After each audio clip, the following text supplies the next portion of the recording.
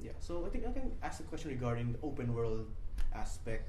Yeah. Since we noticed that I think some news have reported about the map being massive.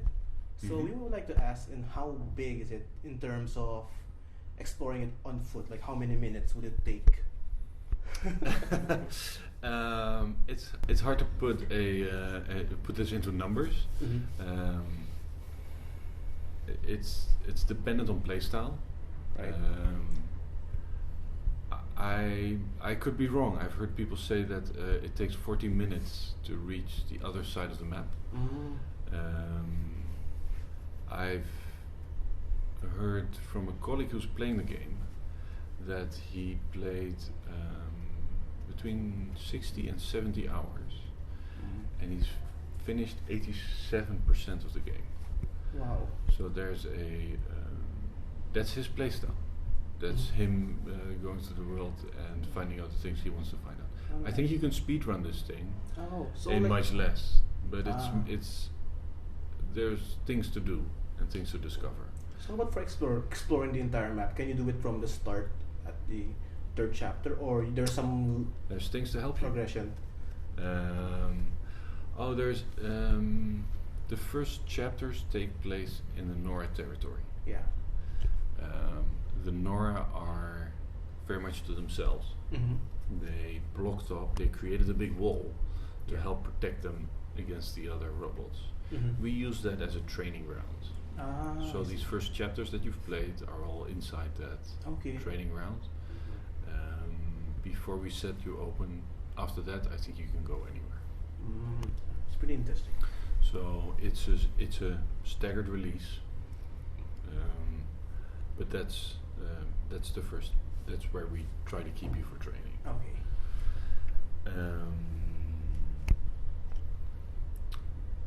So that's with regards to, is it all open? Partially. Yeah, I also noticed that in terms of like yung art direction, it's more Mhm. vibrant in terms in the environment, or when you're in nature. Like the bushes are really green. Yes. And then it's also Compared opposed to the other parts in the level, like yes. it's in the trailer, right? It's more, since it's also focused on post-apocalyptic setting, and you still manage to provide it a vibrant color for the environment. Yeah, so we think when doing the art and the concepts for this, we wanted to make a world that would pull the player in. Yeah. It's like, I want to be there. I want to see this village, and it's easy. It's a lot of games, and I see it a lot that you do a darker tone. Yeah, in other games like open Oh, world, but that's interesting if this is evil and bad. Yeah. No, it's really hard to make something that's just joyful and inviting to go into. So that has been for a lot. Has been a change of mind compared to some of the Killzone stuff that we've done, where it's much darker and gnarlier. Yeah, it's also you're shifting from Killzone, focusing more on a darker tone in military. There was a very uprising, military right? and then here it goes dictatorial over survival, and then Yes. post-apocalyptic, but still in Mother Nature. nature all over it. Yeah, machines that are for the people in this world the same as nature. Yeah, it's more giving some sort of mood for the player, to enjoy the environment, Yes. not just focusing on killing. Yes, and Also, you've seen the map maybe. You've explored a small part. We want you to go all the way out Oh, there. yeah. Let's make it interesting. It's more like a living world. Yeah, Still we not just try to a- do that as much as we can. Yes. Yeah, it's really great. Thank you. It's not an easy thing to do. But it's but I think there's so many interesting things in the world to do that I hope people will enjoy just exploring that. So what are, from the concept art, what are other ideas that you wish you could have added to the game, or some of your most coolest ideas? There are some of the tribes that don't get as much exposure as I would have liked to. They were kept smaller because we just didn't have the time to finish all of that off. I wish I could tell more of these stories that I just talked about. Also, the aspects on gameplay, since it has a mixture of action and stealth. Yes. So the player has the freedom of choosing what kind of path they want, right? Absolutely. It's you see a robot. It's not like I need to kill that. You can go around it, you can escape it, or you can just sit there and study the robot. Use your focus. Look at the different elements. What is its weak points? What path is it taking? Can I sit here and like we wanted to get that hunting experience across. So it's up to the player. But will there be any consequences for focusing more on all out action? Will there effect on the story? It's like a play garden. You want to do one thing, or you want to do the other thing. It's people have preferences, and I think they can do that. There are outfits that make you very stealthy, but there are outfits that will give you lots of armor, and you can go full in and just if you beef up your weapons enough, you can go out and slice and dice that.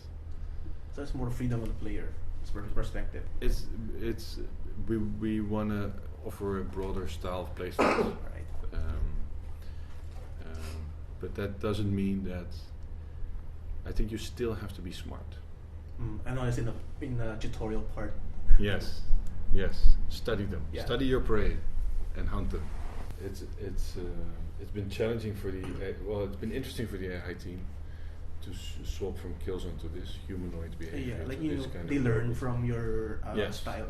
Yes, but there were things in the Killzone franchises, like there were commanders in groups. There was different structure, and you take out one, and the group reacts differently. Yeah, like for example, you take out the commander. You take the commander, and the rest flees. Yeah, they flees because they're demoralized. Yes, or they have a certain pattern they want to attack you in. They'll break their formations. They'll break their formation. So you take out one, and then they try to fill that hole again, or something. Yeah. Those kind of pattern recognition and AI responses are still visible, I think, in the different animal behaviors.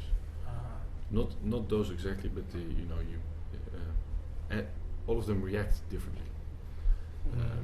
A herd, you throw a bomb, they're all gone. But maybe not one of the alpha males who'll come back and investigate and hit you. Yeah, so that creates interesting. It's like there's an entire ecosystem for the machines. Yeah, so the machines interact with each other, and they have certain purposes within the Horizon world.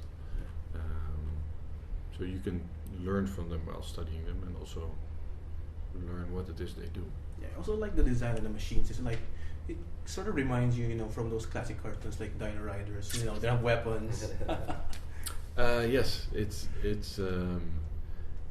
there's a big variety of the machines. The T-Rex dinosaur is the first one we did.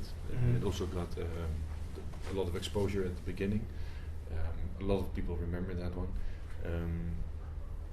There is a variety of animal life that we used as resource, as inspiration for all of our robots. That is for several reasons. It's not necessarily all Dinobots. There are cat-like, panther-like robots roaming the lands, hyena-like robots. We wanted to make it feel like technology was mimicking nature and taking inspiration from a wide variety, from the dinosaurs to the wolf packs. So that's where the resemblance comes.